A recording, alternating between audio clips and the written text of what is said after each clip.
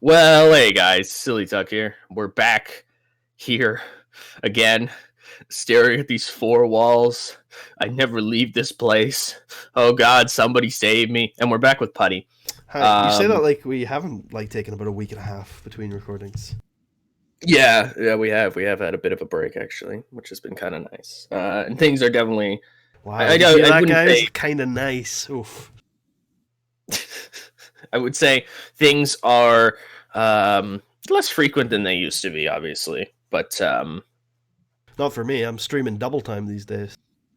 yeah, you're an animal. I don't even know what the fuck's wrong with you, but I don't get burnout of things I enjoy. Crazy. I don't get burnout. I never got burnout for this. I think I got burnout from you. I repeat, I never get burnout from things I enjoy. Puddy enjoys himself, folks. Hell yeah, I love it. At police. So we're here for Judgment Day 04. This is in the Staples Center in Los Angeles, California. It's a SmackDown exclusive pay-per-view event, and it's time to do the thing that we have to do, legally obliged. We have to tell you what the fuck has happened on the streams.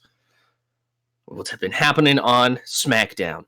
So, I don't know what the best order is to go in. Might as well just start here. So, Cruiserweight Championship is a weird scene right now. I'm going to be totally honest. The current Cruiserweight Champion is nobody. It's a vacant belt. So, Chris Jericho one week held a barbecue out in the parking lot. In that barbecue, Kid Cash purchased a singular hot dog, ate said hot dog, but forgot he had to do a weigh-in that day. He's a big, stupid idiot. Jericho called him a stupid idiot.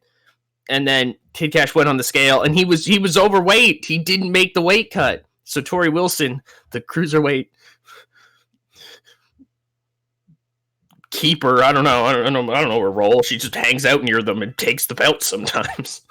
Took the belt off of Kid Cash and made this match. You can see it: Shannon Moore versus the Ultimo Dragon versus Paul London versus Brian Kendrick with the Cruiserweight Championship. What's that? Have you taken Corey off of Ray yet? Yes. Okay. Just want to make sure. I think. You want me to check? I can check. Yeah. I can check. I don't think anybody will get spoiled by anything too crazy. Who cares? Nope, she's still there. God damn it. Good call, Puddy. Remember, they are still friends, and she still takes an interest in his affairs, but she's not out there at ringside. She's got more important things to do. Right. I just saw Jesus preparing to debut Hispanic Street Thug. So yeah, that match for the Cruiserweight Championship, and we've got a bit of a blood match here. A bad blood match, if you will, between Kid Cash and Chris Jericho over the hot dog incident. I'm going to say it again. The hot dog incident. That's one of our main events. Yep. Puddy, why don't you tell the folks a little bit about Chavo Guerrero versus The Big Show? Well, this was a very recently put together match. Chavo Guerrero has obviously been trying to prove himself here on the SmackDown brand ever since his uncle left. Is he a cruiserweight? Is he a heavyweight? We're not entirely sure. He's been losing in both divisions, so it's really it's really hard to tell for old Chavo. But he wanted a chance to prove himself. And Big Show, who has developed a fear of the American flag and therefore has just recently finished a feud with Kurt Angle, the new GM of SmackDown, is available. So Kurt Angle made this match. Sounds good to me. Moving on over here to the Tag Team Championship match. The Tag Team Champions that were crowned on a SmackDown, I believe. So I'll have to tell you about that. Kai Odai Unleashed defeated Too Cool to become the Tag Team Champions. Once Tajiri left, they debuted a new, violent, darker edge to themselves. And so they've been kind of taking the SmackDown Tag Team division by force. Recently retained their belts against Too Cool. And they're taking on the kind of thrown together kind of underdog team here. They've been teaming for maybe a month or so. RVD and Orlando Jordan. You know what I mean? RVD saw Orlando Jordan, immediately took a liking to him. Orlando Jordan, not so much taking a liking to RVD's use of recreational drugs. But yeah, they got a shot at the tag team title tonight. Can they put it all together?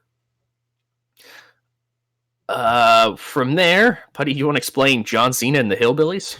I could. I mean, a lot of that's been you recently. It has been, so I'll do it. All okay, good. I could tell you the moment I asked, I was like, "Can he even explain that?" I can tell you guys where it started. I tell you what, I'll start and then you take over, okay? So it started with Molly Holly coming over here with her cousin, quote unquote cousin, Bob Core Holly, and then of course everybody hates John Cena because John Cena's an asshole. Fuck John Cena. They were teaming up with long distant possible family member Jamie Noble. And that's you can go on from there. So John Cena's been kind of dealing with these three hillbillies on and off for the past couple weeks until I think it was 2 weeks ago when Molly Holly laid down the challenge. Jamie Noble and Hardcore Holly versus John Cena in a triple threat match for the United States Championship. And John Cena came back just on the go home and stepped it up even further. And he said, hell, I'll fight all three of you. Fatal four-way. Each of you gets an opportunity to try to beat me for the United States Championship. Cena's very confident going into this. Cena might be a little, let's go with frustrated after the results of the Great American Award. Speaking of the Great American Award, our main event of the evening. I know this one's still up here. I'll explain it in a minute, but that was a nice transition. Our main event of the evening is John Bradshaw Layfield taking on the World Heavyweight the WWE champion, Rey Mysterio. So this feud, realistically, you need to go back to just after WrestleMania. John Bradshaw Layfield tricked his partner Ron Simmons into signing a retirement contract. Ron Simmons retired, and then Kurt Angle came in and said, wait, no, we're going to do a match. So he unretired Ron Simmons, and JBL beat him, and then Ron Simmons retired. You can now see him every week on Velocity and this show selling merch. Usually not seeing him, but usually hearing him. Yeah, usually not seeing him, actually. You're probably not going to see him. I mean, you will tonight. That was probably a bad choice of words, but, JBL, he's slowly over these past weeks started to shed his old skin. He's stopped smoking those hand-rolled cigarettes he used to have, or those hand-rolled cigars now, and he's buying premium luxury. He took a wood chipper to the APA door. He has stopped drinking beer altogether and now prefers a nice light brandy. Meanwhile, Rey Mysterio has been befriending Shawn Michaels, who, after not necessarily knowing what the fuck to do now that Triple H has trapped him here on an alien planet, Shawn kind of took to Rey, and the two of them have formed a quick friendship. They're looking out for each other, more or less. So the Great American Award was given out by new SmackDown General Manager Kurt Angle. And Kurt Angle said that this award would go to the absolute top quality American exemplar. He's given this award out, the absolute best of the best that represents America. And also, you get a number one contender shot for the world title, because that's how shit works around here now. And so the finalists were, I believe, Rob Van Dam, Orlando Jordan, The Big Show, and Bradshaw. Shawn Michaels? Shawn wasn't a finalist, I don't think. Or maybe he was, but he definitely wasn't by the end of it. It was Shawn, yeah. And so, they each had a chance to pitch themselves, and Kurt Angle announced that there was going to be a, addition to this finalist group. It was going to be John Bradshaw Layfield. Moving on to the next week in the giving out of the award, John Cena actually won the fan vote as a write-in. He wasn't even an option. I don't know how these people were writing it in, considering I assume the poll happened on WWE.com, unless we left like an other write-in option or something like that. John Cena won the fan vote. Shawn Michaels made Kurt Angle say a lot of racist shit. We don't really like Kurt Angle anymore. He's kind of a bad guy. Kurt Angle but in the end, cancelled. But in the end, Kurt Angle chose John Bradshaw Layfield to win the American Award and to face Rey Mysterio tonight for the WWE Championship. There's also a bit in there about like a trophy being destroyed and like there was a funeral for the trophy. I think Shawn like kicked the trophy. I don't remember very good. All right, I booked that shit. All right, I don't remember. Hijinks. All right, Shawn memes. If you would like to find that, it's all online at twitch.tv/Matsudero. It's a good time. And finally, not the final match tonight, but you know, a decent quality one. The match booked for one angle. It's Booker T versus The Undertaker. So hey, no, that's we're all. You want to start? You want to start? And I'll finish. Yeah, sure. So after WrestleMania, The Undertaker. Well, about a month after WrestleMania, because I wasn't going to book this for 2 months, because originally this was going to be a very different person. We have The Undertaker come out, point to the stage where the Nitro sign has been set up, and burn it. And that's the end of WCW until Booker T ambushes him and gets fucked and tombstone through a table.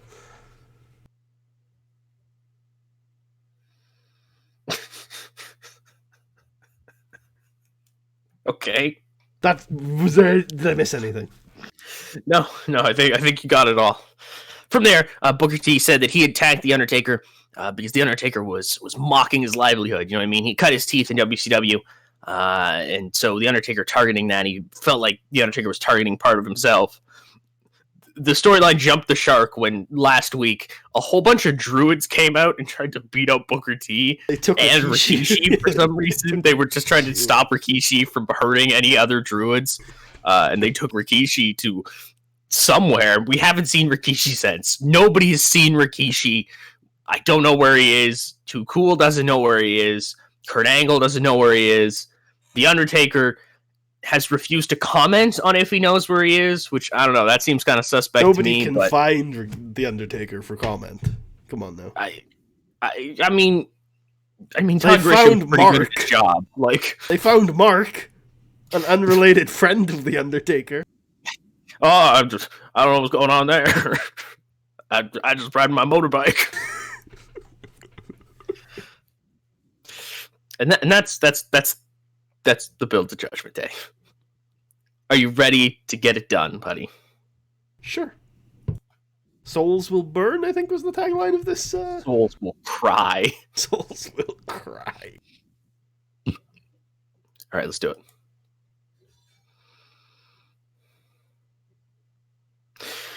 So you get a video package that just recaps basically the higher tier storylines here that we've looked at kind of over the course of that intro. And of course, we get our big pyro segment. Michael Cole and Taz welcome us to Judgment Day 04. We're gonna get a better Taz picture, but like there's no Taz pictures from like this era. It's like everybody's got like DNA Taz or like this Taz. Thank you for the pyro. It's a lot of fire. We jump right into the Cruiserweight Championship match, but that had terrible wrestling.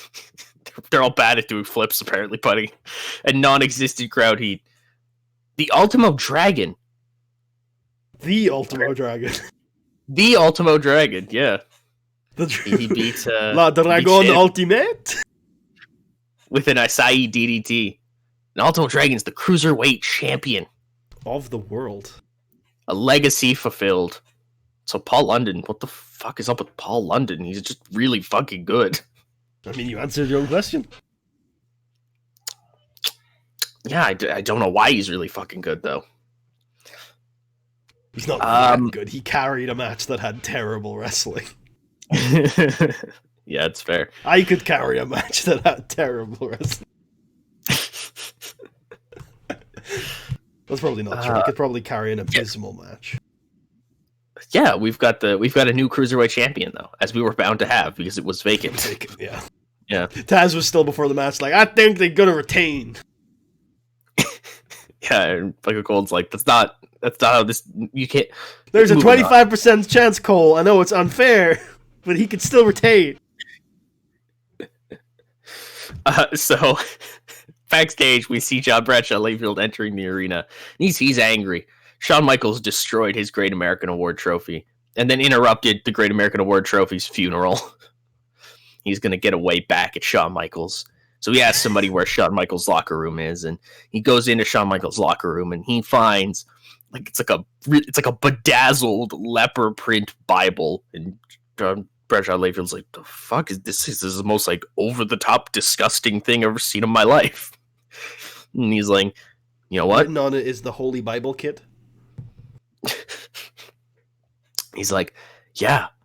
And he takes the Bible and he leaves with it. Oh my. Doesn't he giggle beforehand like a rat? Is that what I heard from you? He did, yeah. He goes, and runs away. He's a little rat boy. Ooh.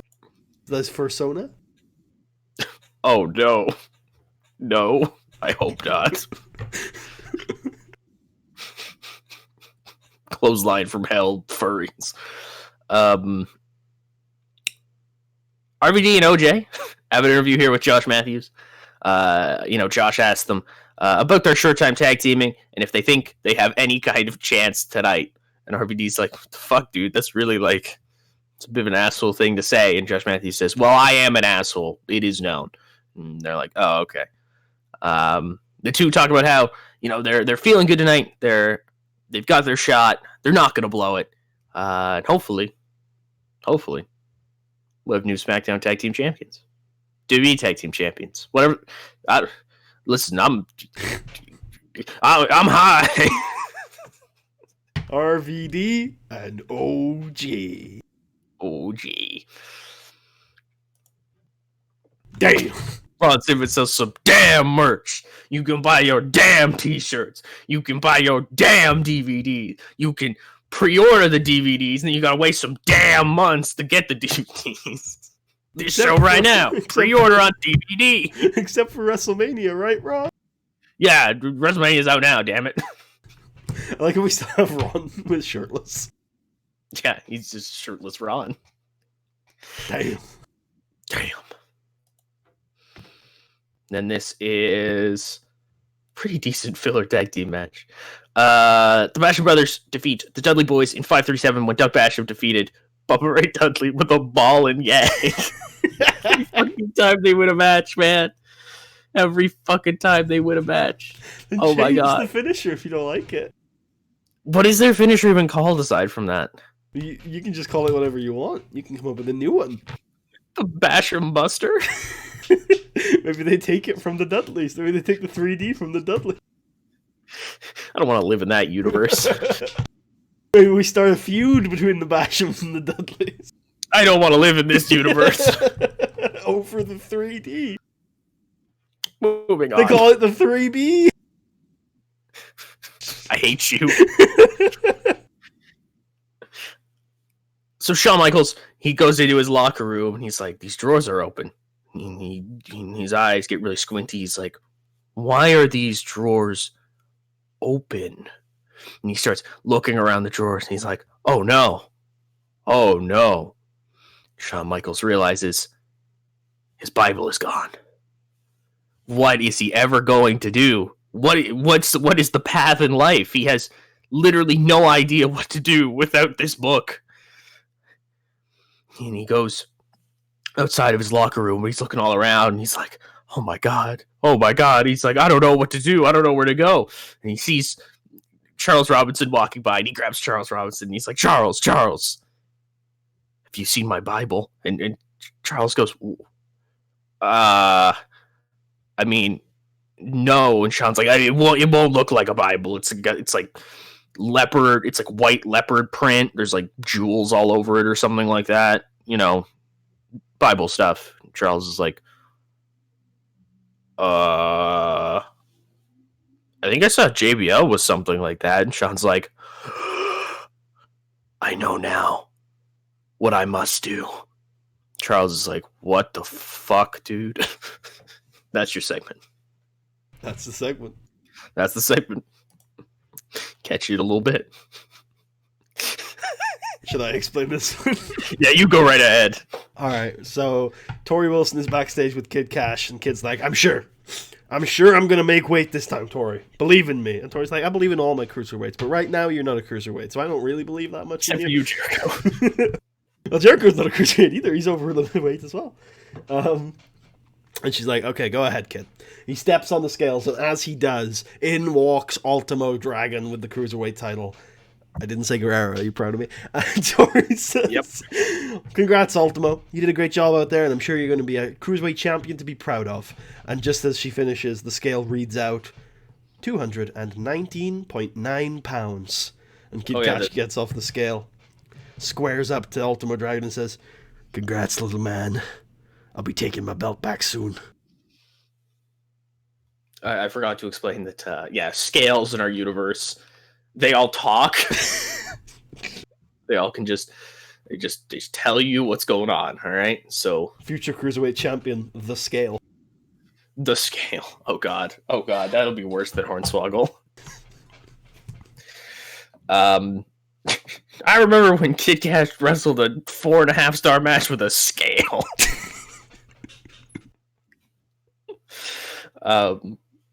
We're just gonna move on. All right, so Booker T cuts a promo. He's asked by Todd Grisham, Booker, do you feel do you feel scared at all? Do you feel scared tonight going into your fight with the Undertaker? And Booker T just looks at Todd. He's like, "Tell me you didn't just say that." And Todd's like, I mean, I did. It's my job. It's written here on a piece of paper. I have no agency. All right, I just ask things. And he says, "Tell me you didn't just say that." And he's like, "Is Booker T afraid of the Undertaker?" And he's like, "Todd, here's the thing that I don't think the Undertaker gets. I've been through hell. I was in prison at 20. I've seen that side. I didn't like it. I changed my ways. But I've been on that side. The Undertaker thinks he can scare me with some dudes in hoods. Druids in hoods, not dudes in hoods. Uh-oh. I think the Undertaker underestimates me. Because I came from a place that he doesn't respect. I think the Undertaker underestimates me because I came from a place that not many people respect, period. I walked through hell and I came out on the other side. And I'll be damned if I let some, makeup-wearing goth bitch scare me. Can you dig that, sucker?" Todd just cries as Booker ruins his childhood. Yeah. Booker T versus The Undertaker later tonight. Be there. Be there or be scared. They did it! They did it! Hooray! RVD and Orlando Jordan beat Coyote Unleashed in 527. Rob Van Dam pins Dakota with a 5-star frog splash. RVD and Orlando Jordan win the WWE Tag Team titles. You got anything to say about that? Nope. Same. Moving on. Oh shit, Raw Rebound, baby. And now it's time for the Raw Rebound, sponsored by Snickers. You want to do a brief rundown on what the fuck's happening on Raw? Well, I thought this might be a good opportunity for you to tell the YouTube viewers what's been happening on Raw, since we're at the halfway point between the last pay-per-view and the Bad Blood build-up. Fair enough. So Triple H has come back to Raw, and he's realigned everybody together in Evolution. He's the leader once more. They've been feuding on and off with different characters. Obviously, Triple H and Ric Flair more or less chasing Eddie Guerrero. Randy Orton successfully defending his Intercontinental Championship against the likes of the Hurricane. With his Hurra powers. Yep. Batista learning that hurricanes are people and not objects. He's very confused about that Phenomena situation. of nature. Yeah, and I don't think he'd know that either, though. That's the thing. Anyways, so the most recent developments on Raw are that Chris Benoit has returned, and he seems to be gunning for a world title shot. Randy Orton has lost the Intercontinental Championship to Shelton Benjamin, and the world's greatest tag team lost the world's greatest tag team championships back to Ric Flair and Batista. Hey, sorry, I zoned out for a second. Did you explain the whole angle of that show, or did you just mention the title changes? I just mentioned some title changes. You should definitely talk about that show. Well, the show opened with Shelton Benjamin beating Randy Orton for the tag team championships, and then Eric Bischoff for the announced Intercontinental Championship. What? You said he beat Randy Orton for the tag team championships. Yeah, he did. For the Intercontinental Championship, then Eric Bischoff came out later on in the night and announced tag team turmoil would occur in the main event. So big test here for World's Greatest Tag Team, especially Test Shelton Benjamin. was involved. He was teaming up with Scott Steiner to take in their team Walrats. Yep. And so Shelton Benjamin and Charlie Haas had a large test ahead of them, but they overcame it. Even with Shelton Benjamin nursing an injury partway through the match, Charlie Haas did it. He overcame the odds, got it done for his team, until Eric Bischoff came out and reminded them about their other opponents. And Ric Flair and Batista came out, and Batista fucking sent Shelton Benjamin to hell. Big power bomb into the mat. 1, 2, 3. Evolution has some gold still. Have you mentioned that Benoit came back? Yeah, Benoit stared down Triple H when he was named #1 contender by Eric Bischoff. Yep, so Triple H is going to take on Eddie Guerrero with Bad Blood. Bad Blood. That was the Raw Rebound, sponsored by Snickers. Fuck yeah.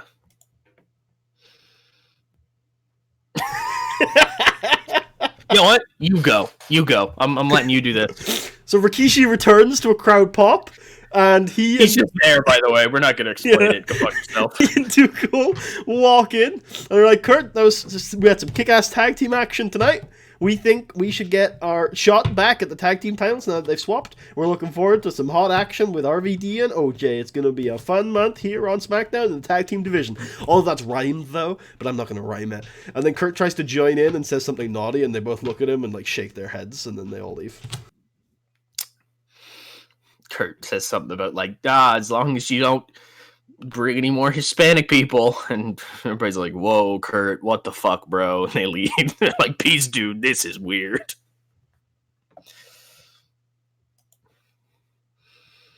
We have a big vignette here, hyping up Chavo versus the Big Show. Chavo's struggles, his successes, his chance to prove himself. Yeah, this is not going to go well for poor Chavo. No, you've been really down on Chavo's chances ever since I booked this. Chavito Heat!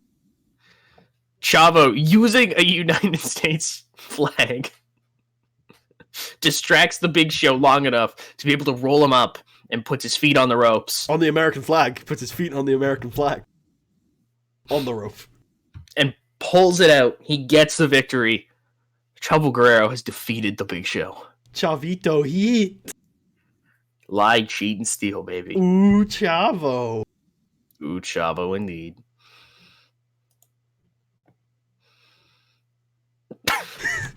I remember. This angle's actually great. This is great. So Shawn Michaels, he goes to the parking lot and he's like, Where's John? He's like looking around and he sees a car. It's a really nice car. It's JBL's car. It's got a like American flag decal on it. And he's like, fuck you, JBL. And he starts beating down the car. He's like kicking it. He hits it with a pipe or something like that. Shawn Michaels obviously has lost his way without his Bible. He has no idea anymore what is right and wrong. He just believes this is what he must do. Shawn Michaels acts on total instinct when he doesn't have the Bible with him. He's just breaking shit. He like knocks the mirror off. He smashes the front window. He rips a door off with his bare hands because he's a strong man now. Just punches out one of the lights at the front. Breaks the like lock on the trunk. And then all of a sudden, we got to Kurt Angle, who's going towards the parking lot, and he's like, man, he's like, I can't believe I left all of tonight's program in my car. He's like, that's a really dumb thing for me to do. I mean, he's like, it's so irresponsible of me. He's like, I can't believe this. I'm disappointed in myself, frankly.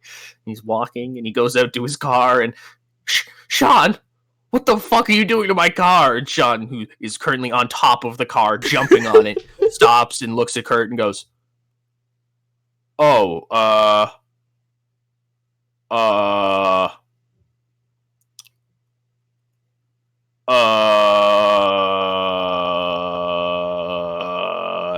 end of angle.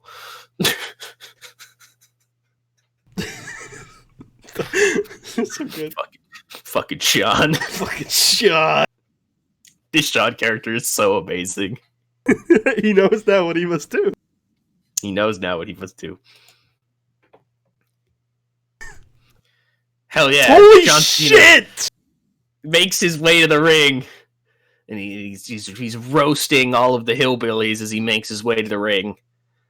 You got any? I mean, dog, we've seen the papers. She is your real cousin. And your ugly fucking children will be a dime a dozen. Sure. We'll go with that. Thanks, bro. We'll go with that one. That's the good one. That's the headline. Appreciate that. At least Molly ain't fat. Yeah, I was trying to think of one that was like, because you said papers, like, I was doing something like headline reads, John Cena still champ, U3. Still living Dead. in a caravan camp. Dead. I don't know. Like, John Cena's gonna murder these three. Here we go to the match. John Cena murders these three. And you said John Cena wasn't good. John Cena pins Jamie Noble with an FU. John Cena makes the best number 2 of the two United States. Bobcore gets in some decent offense until all of the hillbillies start infighting, and Cena FUs all three of them at once, and then pins Molly. I was gonna say, yeah, they start infighting over who's gonna take the pinfall. The John just picks up on it, grabs all three of them. Triple FU. Pins Molly, obviously. Yep. John Cena is an equal opportunities US champion. Yeah, John Cena doesn't care. You can get your ass beat no matter what gender you are. You can't see him. Man of the people, that John Cena is. Ass-kicking anthem. Backstage, we see Ray. We see Sean, and he's like he's sitting on like one of those like storage boxes that they have backstage all the time. He's sitting on one of those, and he's kind of looking a little like distant. Ray goes up to Sean, and he's like, "Hey, Sean, how's it going, man?" Sean's like, "Hey, Ray, I just want to let you know, I don't know how much longer I'm gonna be around." Ray's like, "What? What? Anyways, I got a match, you know, man, like the main match, and I kind of want you there with me." And Sean's like, I don't know, Ray. I might have some things to sort out. Actually, I lost something pretty important to me today, and then I might have lost something else that might also be important to me. Don't go into the parking lot and/or check the news. Ray's like, okay, what? Listen, man, I just JBL is a dastardly guy, and Sean's like, what did you just say? And Ray's like, well, he's a dastardly guy. And Sean's like, who? And Ray's like, what the JBL? And Sean's like, he like looks off in the distance, and you can see his mind starting to turn. Sean says quietly to himself, why does that name mean something to me? And Ray says, Sean, I'm still here, man. Like, just, you want to come to the ring or not? And Sean's like, no, I have to consider what that name means to me. JBL. What's the importance of JBL? Ray's like, all right, peace, dude. This is weird. At some point, Sean says, I know now what I must do. He does know now what he must do. Oh yeah, this match, one of our main events of the evenings. We get the hot dog segment. Yep, it does about right. Yep. Chris Jericho defeats Kid Cash by submission of the walls. Jericho. Undertaker shakes his fist backstage. Jericho does his lion salt the outside. Yeah. Looks good to me. Does this mean Jericho, if he can make weight, is the #1 contender for the Cruiserweight Championship?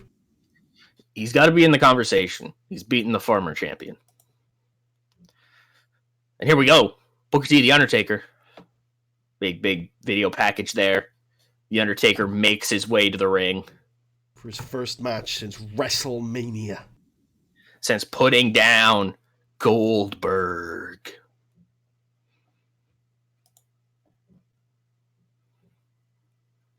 Does pretty well, yeah. The Undertaker defeats Goldberg in 10:50 by pinfall, the Tombstone Piledriver. You got any cool spots here? I like to think it's just the two of them punching the shit out of each other. Yeah, I think that's about right, yeah. Like, Booker's showing some, of his toughness. Undertaker shows his toughness. They go back and forth until eventually Undertaker just takes control. They trade life drops of various varieties. I like it. And WCW is officially dead after this. RIP. No more WCW guys are anywhere in this company. I mean, they are, but they're no WWE guys. Nice. Yeah. And here we go. Yeah. Are you ready for our main event of the evening? I'm so ready for our main event of the evening. This is, by the way, JBL's second main event of the year. Rey Mysterio's first. Second one for a title, too. True. Will it go the same as the first time? In which he lost very easily to Kurt Angle. He was defending that night, though. He was. He's already been champ. He's already been to the mountaintop. What's another time? Even though we keep forgetting. At least I keep forgetting. Oh, I always remember. What's another time, buddy? What's another time? He can do it. He's a new person now. He's John now. Big match, John. Oh. Not tonight. But that at Superb Wrestling Great Heat, John Bradshaw Layfield defeated Rey Mysterio in 2003 when Rey Mysterio was disqualified. What? Shawn Michaels just one point comes down to the ring and he starts watching.